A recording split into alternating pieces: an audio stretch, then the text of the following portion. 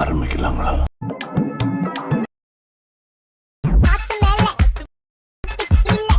நீங்கள் இப்போ ப்ரிவியூவில் பார்த்துட்டு இருக்கிற மாதிரியான ஒரு சூப்பரான ஒரு இன்ஸ்டாகிராம் ட்ரெண்டிங் ரீல்ஸ் வீடியோவுக்கு உங்களுக்கு பிடிச்சவங்க ஃபோட்டோவை பயன்படுத்தி உங்களுடைய மொபைல் ஃபோனில் அதுவும் நீங்களாகவே எடிட் பண்ணிக்கலாம்.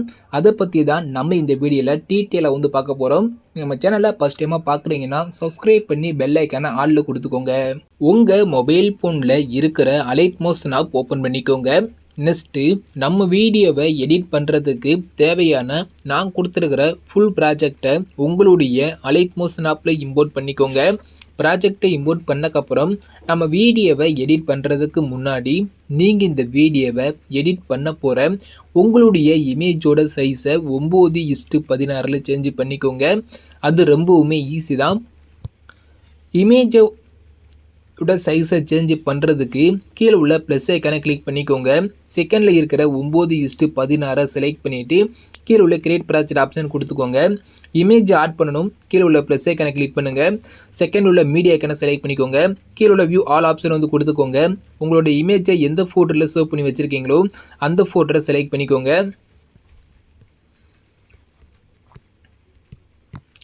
அதில் நீங்கள் எடிட் பண்ண போகிற ஒரு பிக்கை செலக்ட் பண்ணிவிட்டு ப்ளஸ் ஐக்கானை கிளிக் பண்ணிங்கன்னா உங்களுடைய ஃபோட்டோ இதே மாதிரி ஸ்க்ரீன் அடையிடும். உங்களுடைய இமேஜை ஃபுல் ஸ்க்ரீன் செட் பண்ணணும். உங்களோட இமேஜை கிளிக் பண்ணிக்கோங்க. மேலே உள்ள 3 டாட் ஐக்கானை கிளிக் பண்ணுங்கள்.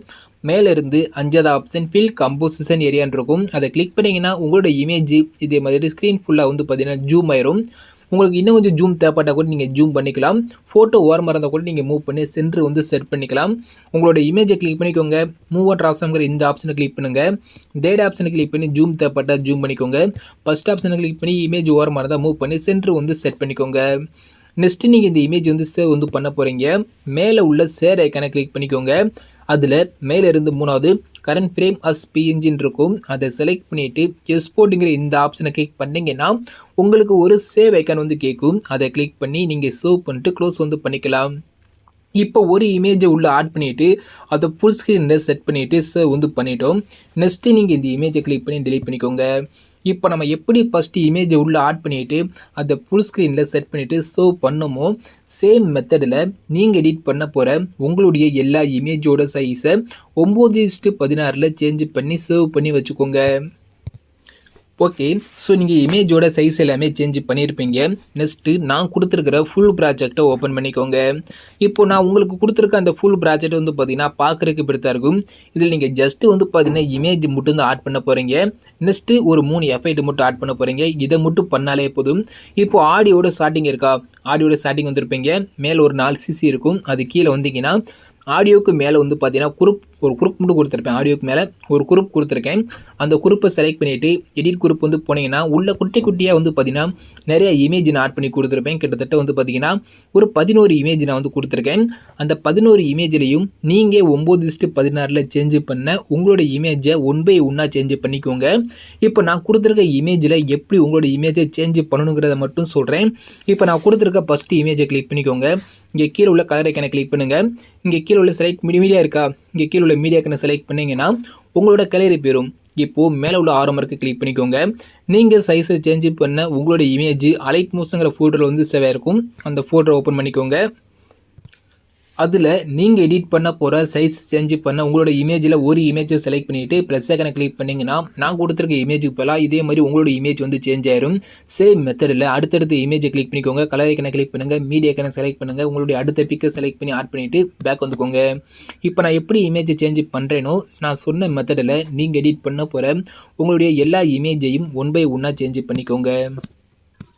இப்போது நான் உங்களுக்கு சொல்கிறதுக்காண்டி நான் அந்த குரூப்பில் கொடுத்துருந்த அந்த 11 இமேஜ்லேயும் நான் எடிட் பண்ண போகிற இமேஜை 1 by 1 சேஞ்ச் பண்ணிட்டேன். நீங்களும் இமேஜை சேஞ்ச் பண்ணிவிட்டு பேக் வந்துக்கோங்க. இப்போது கீழே உள்ள குரூப்பில் நம்ம இமேஜ் சேஞ்ச் பண்ணிட்டோமா.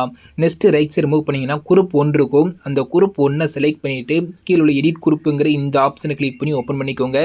குரூப் 1க்குள்ள பார்த்தீங்கன்னா மொத்தம் ஒரு 5 இமேஜ் நான் கொடுத்துருக்கேன். 5 இமேஜ்லேயே பார்த்தீங்கன்னா ஒரே இமேஜை நீங்கள் ஆட் பண்ணணும். இப்போ உதாரணத்துக்கு சொல்ல போனால் கீழே என்ன இமேஜ் ஆட் பண்ணுறீங்களோ அதே இமேஜை மேலே கொடுத்துருக்க மீத உள்ள 4 இமேஜ்லையும் ஆட் பண்ணிக்கோங்க. இந்த குரூப் 1க்குள்ள பார்த்தீங்கன்னா ஒரு 5 இமேஜ் நான் கொடுத்துருக்கேன். 5 இமேஜ்லையும் ஒரே இமேஜை நீங்கள் ஆட் பண்ண போகிறீங்க. அது எப்படிங்கிறத சொல்கிறேன். சேம் மெத்தடு தான். ஃபஸ்ட்டு இமேஜை கிளிக் பண்ணுங்கள், கலர் ஐக்கனை கிளிக் பண்ணுங்கள், கீழே உள்ள மீடியா ஐக்கனை செலக்ட் பண்ண உங்களோட கலரி போயிடும். இப்போ நீங்கள் 9:16 சேஞ்ச் பண்ண அந்த இமேஜ் அலிட்மோஸ்ங்கிற ஃபோல்டரில் வந்து சேவ் ஆயிருக்கும். அந்த ஃபோல்டரை ஓப்பன் பண்ணிக்கோங்க. அதில் நீங்கள் எடிட் பண்ண அதாவது நீங்கள் ஆட் பண்ண போகிற ஒரு இமேஜை செலக்ட் பண்ணிவிட்டு ப்ளஸ் ஐக்கனை கிளிக் பண்ணிங்கன்னா நான் கொடுத்துருக்க இமேஜ் போல் உங்களோட இமேஜ் சேஞ்ச் ஆயிடுச்சா. இப்போ கீழே என்ன இமேஜ் ஆட் பண்ணீங்களோ அதே இமேஜ் தான் மேலே இருக்கிற எல்லா இமேஜையும் நான் ஆட் பண்ண சொன்னேன். சேம் மெத்தடு தான்.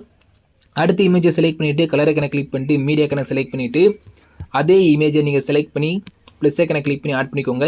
நான் ஆட் பண்ணுற மெத்தடில் நான் கொடுத்துருக்க அந்த எல்லா இமேஜ்லையும் ஒரே இமேஜை இதே மாதிரி செலக்ட் பண்ணி ஆட் பண்ணிக்கோங்க. இப்போ நான் உங்களுக்கு சொல்கிறதுக்காண்டி ஒரே இமேஜை பார்த்தீங்கன்னா ஆட் பண்ணிட்டேன். ஆட் பண்ணிங்கன்னா உங்களுக்கு பார்க்குறதுக்கு இப்படி தான் இருக்கும். நெக்ஸ்ட்டு நீங்கள் அப்படியே பேக் வந்துக்கோங்க.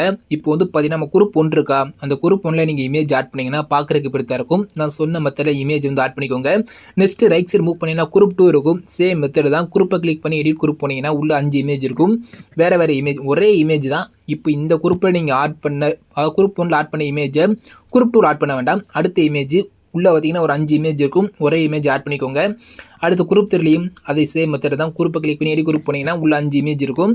அதில் எப்போதும் போல் நான் சொன்ன மெத்தடில் இமேஜ் வந்து ஆட் பண்ணிக்கோங்க. குரூப் 4 வந்து பார்த்தீங்கன்னா சேம் மெத்தட் தான். குரூப்பை கிளிக் பண்ணி எடிட் குரூப் போனீங்கன்னா 5 இமேஜ் இருக்கும். ஒரே இமேஜ் ஆட் பண்ணிக்கோங்க. நெக்ஸ்ட்டு ரைட் சைடு மூவ் பண்ணிங்கன்னா 9:16 இமேஜ் இருக்கா, அதாவது 9:16 சொல்லி இமேஜ் நான் வந்து கொடுத்துருக்கேன். ஒவ்வொரு பீட் மார்க் நேராக இமேஜ் ஆட் பண்ணி நான் கட் பண்ணி கொடுத்துட்டேன். ஜஸ்ட் நான் கொடுத்துருக்க இமேஜ் இப்போலாம் உங்களோட இமேஜை மட்டும் நீங்கள் 1 by 1 சேஞ்ச் பண்ணால் மட்டும் போதும். நான் சொன்ன மெத்தடில் நீங்கள் ஃபஸ்ட்டு எல்லா இமேஜ்லையும் உங்களோட இமேஜை மட்டும் சேஞ்ச் பண்ணிக்கோங்க. நெக்ஸ்ட்டு எப்படி எஃபெக்ட் ஆட் பண்ணுங்கிறத மட்டும் நான் சொல்கிறேன். இப்போது நான் உங்களுக்கு சொல்கிறதுக்காண்டி நான் கொடுத்துருக்க எல்லா குரூப்லேயும் வந்து பார்த்தீங்கன்னா இமேஜ் வந்து சேஞ்ச் பண்ணிட்டேன். பார்த்தாலே தெரியும். நீங்களும் நான் சொன்ன மெத்தடில் நான் கொடுத்துருக்க எல்லா குரூப்லையும் நெக்ஸ்ட்டு குரூப்புக்கு ரைட் சைடு உள்ள எல்லா இமேஜ்லையும் நீங்கள் எடிட் பண்ண போகிற உங்களோட இமேஜ் ஆட் பண்ணிங்கன்னா பார்க்குறதுக்கு இப்படி தான் இருக்கும். இதில் என்ன சொன்னேன், ஒரு 3 எஃபெக்ட் மட்டும் ஆட் பண்ண சொன்னேன். அது எப்படிங்கிறத பார்த்துடலாமா. இப்போ ஆடியோட ஸ்டார்டிங் வந்துக்கோங்க. கீழே வந்தீங்கன்னா ஆடியோ கீழே வந்து பார்த்தீங்கன்னா 3 எஃபெக்ட் நான் வந்து கொடுத்துருக்கேன். எஃபெக்ட் 1, எஃபெக்ட் 2, எஃபெக்ட் 3ன்னு சொல்லி ஒரு 3 எஃபெக்ட் நான் வந்து கொடுத்துருக்கேன். நீங்கள் ஃபஸ்ட்டு எஃபெக்ட் 1 செலக்ட் பண்ணிக்கோங்க. எஃபெக்ட் 1 செலக்ட் பண்ணக்கப்புறம் இந்த ஆரம்பர் பக்கத்தில் பார்த்தீங்கன்னா குட்டி பாக்ஸ் போட்டு ஒரு ப்ளஸ் ஐக்கான் இருக்கா, அதை கிளிக் பண்ணிவிட்டு இந்த இடத்துல உள்ள காப்பி லேயருங்கிற இந்த ஆப்ஷனை செலக்ட் பண்ணிங்கன்னா போதும். இந்த எஃபெக்ட் 1ல் உள்ள எஃபெக்ட் உங்களுக்கு வந்து காப்பியாக இருக்கும். நெக்ஸ்ட்டு நீங்கள் பேக் வந்துட்டு அதுக்கு மேலே ஒரு குரூப் கொடுத்துருந்தோம்ல, அந்த குரூப்பை செலக்ட் பண்ணிவிட்டு எடிட் குரூப் வந்து போய்க்கோங்க. உள்ளே வந்து பார்த்தீங்கன்னா குட்டியாக ஒரு 11 இமேஜ் நான் வந்து கொடுத்துருக்கேன். இதில் இந்த 11 இமேஜுக்கும் தான் இந்த எஃபெக்ட் வந்து ஆட் பண்ண போகிறோம். அது ஒரே செகண்டில் ஆட் பண்ணிடலாம். இந்த இடத்துல உள்ள குட்டி பாக்ஸ் போட்டு ப்ளஸ் ஐக்கானை கிளிக் பண்ணிவிட்டு ஸ்லைட் ஆல் லேயர் கொடுத்தீங்கன்னா இதே மாதிரி எல்லாமே பார்த்தீங்கன்னா செலக்ட் ஆயிரும். செலக்ட் ஆனதுக்கப்புறம் மறுபடியும் அதே குட்டி பாக்ஸ் போட்டு ப்ளஸ் ஐக்கானை கிளிக் பண்ணிக்கோங்க.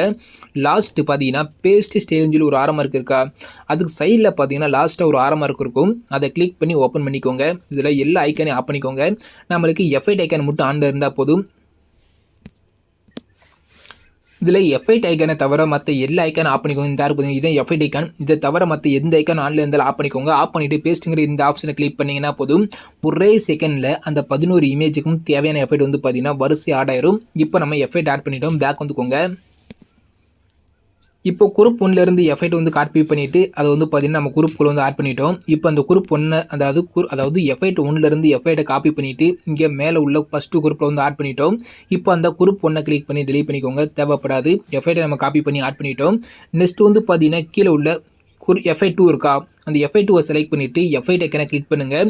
லெஃப்ட் சைடில் ஒரு 3 டாட் ஐக்கான் இருக்கும். அதை கிளிக் பண்ணி காப்பி எஃபெக்ட் கொடுத்தீங்கன்னா இந்த குரூப்பில் நான் கொடுத்துருக்க அந்த ஒரு எஃபெக்ட் மட்டும் காப்பி ஆயிரும். நான் இப்போ என்ன பண்ணேன், அதாவது எஃபெக்ட் 2 செலக்ட் பண்ணிவிட்டு எஃபெக்ட் ஐக்கனை கிளிக் பண்ணிட்டு லெஃப்ட் சைடில் உள்ள 3 டாட் ஐக்கனை கிளிக் பண்ணி காப்பி எஃபெக்ட் நான் வந்து கொடுத்துட்டேன். இது வந்து பார்த்தீங்கன்னா ஒரு 4 குரூப்பில் மட்டும் ஆட் பண்ண போகிறோம்.